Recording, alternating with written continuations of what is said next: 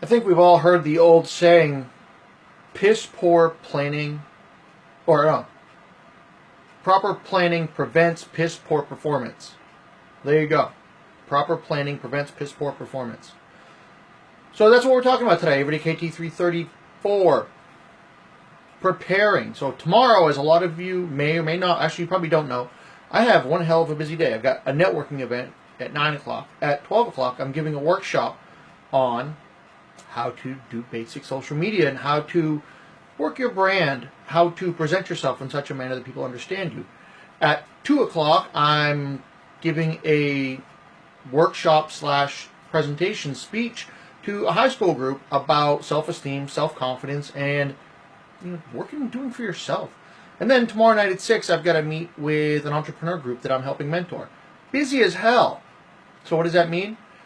And how does that apply to anything that I just said a few minutes ago? Planning. So, as I put in the description, you plan to succeed, you prepare to succeed, and then you proceed to succeed. That sounds like it's probably somebody else's quote, so I'm not going to claim it, at least not yet. I'm going to do some research later. I just came up with it. But what that basically means is that if you're going to go do something, first thing you come up with an idea of how you're going to do it. Or no, what you're going to do. You do what you're going to do, and then you come up with how you're going to do it, prepare to do that, and then you do it. Granted, as has been said many, many times, plans go out the window the minute you try to do something with it, but stick at least with the intent of what you're trying to do. The ultimate goal is here, you're trying to get there, oh crap, there's a block on the road, don't go around it, but you're still going to get here. It's very simple in theory. In practice, it is hard as hell because, well, Murphy's Law and every other thing you can possibly call it, all that crap gets in your way. It applies to everything in your life. Wearing a kilt. You want to wear your kilt out for the first time. Well, first thing you do is like, you know what, I'm going to go wear my kilt. That's your plan. Preparing. Simple. You're going to put it on. And you're going to set yourself up mentally. You say, you know what, I've never worn a kilt in public before. I got to go get some milk and eggs at Walmart. I'm going to go do this. I'm putting on my kilt. I just bought it. It just showed up. Let's go kick some ass. And then proceed to succeed. Get your butt in the truck, car, whatever. Get to Walmart. Go buy your stuff. And make it happen. Now, of course, something's going to happen. You're going to blow out a tire. Or it's going to start raining. Or there's going to be a cheerleading squad doing their shopping at the same Walmart at the same time. Weirdly enough, looking in the same aisle that you are. Who knows? They all have cell phones. You are going to wind up on social media if that happens. But you keep going. You do go about your business and go back home with the spoils of your shopping trip. It applies to business. It applies to work. It applies to relationships. It applies to everything. Figure out what you're going to do. Get it in your head. Do the work ahead of time that will enable you to succeed. And then actually start taking action. Start taking action, because you can plan from here to the moon. If you don't take that first step, you're not getting anywhere. So, plan to succeed, prepare to succeed, and then proceed to succeed. It works. It's how you get things done. Just make sure that plan, that preparation, and that process all have the oh shit factor built in, at least in theory, somehow, some way. That way, when it does fly out the window and go to hell in a handbasket, you're at least aware that it was going to happen, and you're ready in some way, shape, or form. So, very simple. Plan to succeed, prepare to succeed, and then proceed to succeed. It's very simple. I'm going to go, if it's quoted from somebody else, I'm going to put who said it in the quotes below. If not, then yay me, it's a book title. So, with that, I'm going to go to some books that I do know a little bit about. Boom, Kiltology. It's over on Amazon. Go order a copy. There are both, 1 and 2. They do make amazing Christmas gifts. Who the hell has Halloween gifts? These aren't candy. So I'm going to go with the newer one. Let's see. And in case you're wondering what that weird humming is, that's this. This is a heater. Because I'm still in my garage. I haven't figured out how to get the basement studio set up yet. It's in the works. A little bit warm, a hell of a lot warmer. So,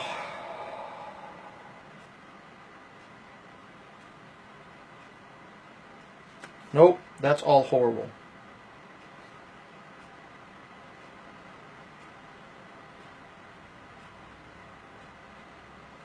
So here we go.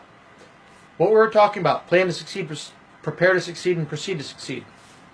All of it boils down to one thing, having strength, the courage to actually get off your ass and do something. So, oh, hey, Angela, Kim, good to see you folks. I hope the singing is going awesome. Kiltology number 364, strength. The wearing of a kilt, or skirt as some would call it, does not make one weak. Not only does the kiltie need the fortitude to deal with idiots and naysayers, some have the strength to throw trees and very large stones. Make sure you aren't behind a tree, or a tree-throwing kiltie after he's had his haggis, though. If the back of his kilt flies up for no good reason, you should run. How does that have anything to do with anything? Well, the first half, absolutely. The second half was a really bad joke that I just realized is really bad and should have been in the book. But what does it mean? It's perception. Perception of strength. If you have planned for your success, you've prepared for it, and you are in the process of implementing it, then you have that internal strength and fortitude to get the job done. Your physical prowess and or stature has zero bearing on your internal strength. I have seen some of the strongest people in the world also be some of the folks who are most horrifically and drastically underestimated. Because strength is not just the ability to pick something up and put it down. That is not the only kind of strength out there. True strength, inner strength, that is the stuff that never goes away. That is what allows you to be awesome at everything. And that is basically what makes the world go around. How do you plan for success? Simple, Kim. For those of you who are not watching this live, this was shot on Facebook Live over on my KT the Kiltman page on Facebook. And Kim was asking a question. How do you plan for success? It's very simple. You plan as if everything was going to work 100% perfectly, exactly the way you want it to work. You know, you do take into account some of the oh shit factor, but you plan for the outcome that you want to happen. And you make sure you get all your ducks in a row, you get everything lined out the way that you want it to happen. And you look at it realistically, because, you know, I would love $1 million because I could do all manner of awesome things. But I'm planning on doing a whole hell of a lot more with an awful lot less.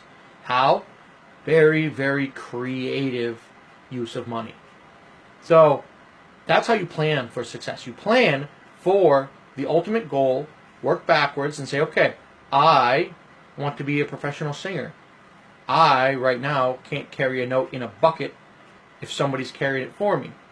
I plan to be a singer, so I will prepare and proceed to succeed by practicing, getting a coach, getting lessons, getting someone who can actually teach me how to sing so that I can get from nowhere to somewhere and actually follow through. Now, am I going to get laryngitis while that happens? Probably. Am I going to get sick and not be able to go to practice? Probably. Are my kids going to need me the day that I'm supposed to do God knows what? Absolutely. But guess what? Those were in my plan because I know that that stuff screws up life all the time. So you plan for that, and you can still work your way around the plan and actually get to that success that you were trying for.